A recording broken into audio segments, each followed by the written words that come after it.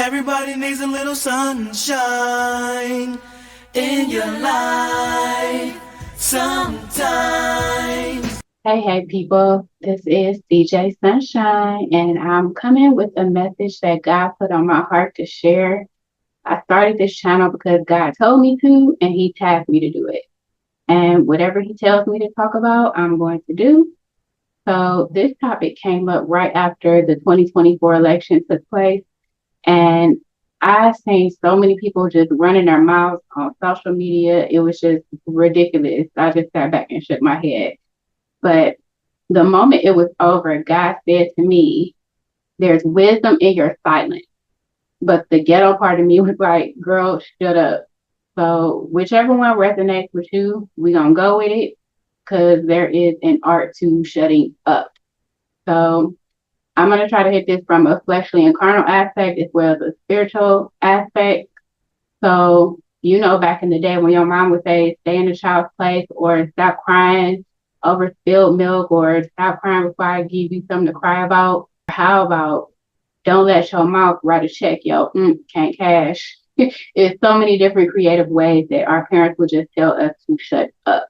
So I was never a loud person. I always sat in the back of the room and watched what everybody else was doing, who was coming in, who was going out. I could see body language. I could even hear a conversation.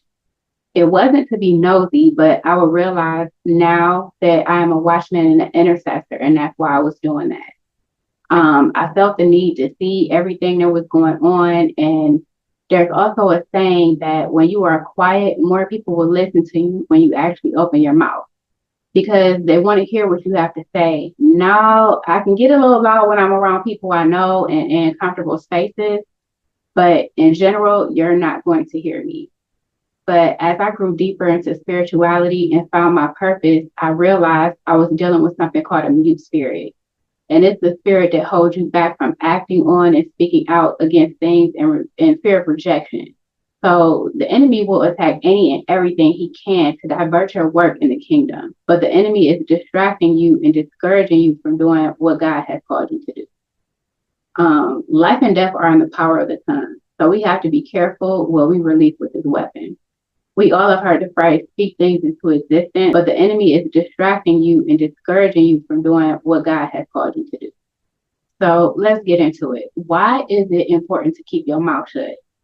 Have you ever had an idea and told somebody about it and then they start bad talking it or demeaning the idea and you just end up talking yourself out of it? Or somebody even just flat out taking the idea for themselves? We fight not against flesh and blood, but the powers and principalities of the dark world. There is wisdom in your silence, and God will give you direction on when to release your ideas and to who. Because some people are sent to help you, but your discernment, you got to figure that out. So another reason it's important to be quiet is so you can actually hear from God for his instructions. Sometimes it's hard when you have so much noise and other distractions.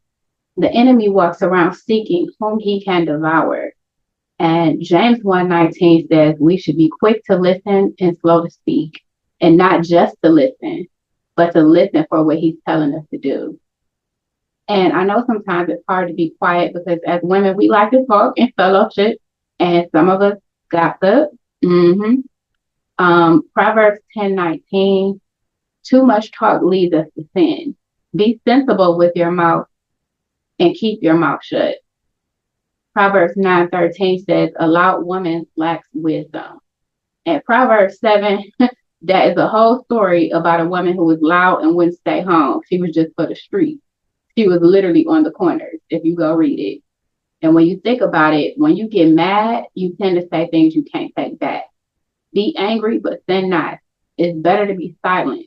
Think and calm down before you get to the point of sin and let God fight your battles for you. It takes self-control sometimes, and that's the fruit of the spirit we should strive to have in all things. Many times we want to defend ourselves when someone speaks out against us, but we have to trust and know that God is working it all out for our good behind the scenes. Because he said it, and I believe it, and he's going to do a better job than any of us ever could.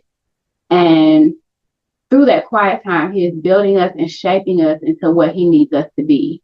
Don't be Miss Snapback all the time. It shows maturity and strength when you can keep your mouth closed.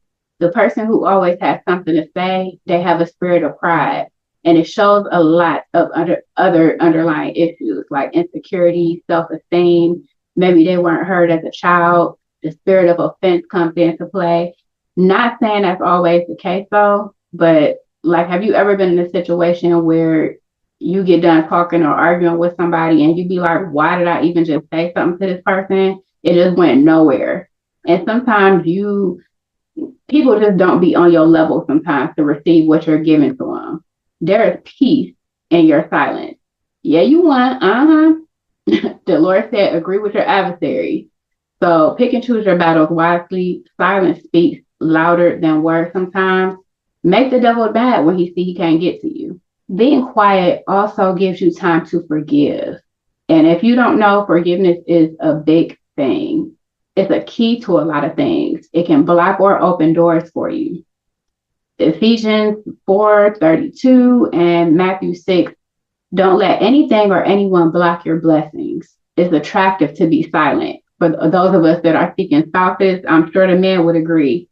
No, it doesn't mean that you're being ran over or you don't have a voice. It means you're submitted to God.